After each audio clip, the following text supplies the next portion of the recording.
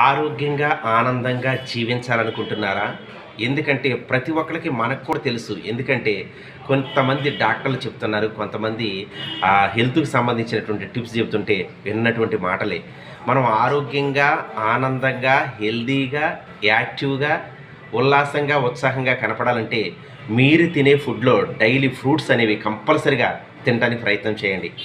Daily fruits అనేవి Apple కావచ్చు, తర్వాత అరటిపళ్ళు కావచ్చు, గ్రేప్స్ కావచ్చు, తర్వాత దానిమ్మ కావచ్చు, ఇలాంటి జామ పళ్ళైతే ఇంకా అద్భుతం అసల. ఇలాంటివి మనం డైలీ తినేటువంటి ఫుడ్‌లో మనం తినగలిగితే ఎనీ టైమ్ హెల్తీగా ఉంటారు. మీ ఫేస్ అంతా గ్లోగా ఉంటుంది. యాక్టివ్‌గా పనిచేస్తుంది బాడీ మొత్తం. కాబట్టి మనం తినే ఫుడ్‌లో అంటే ఆయిల్ ఫుడ్‌కి దూరంగా జీవించాలి. ఇలాంటి ఫ్రూట్స్ కావచ్చు, తర్వాత జొన్న రొట్టెలు కావచ్చు, జొన్నకి సంబంధించినటువంటి ఏ ఐటెమ్ తిన్నా గానీ చాలా హెల్తీగా ఉంటారు.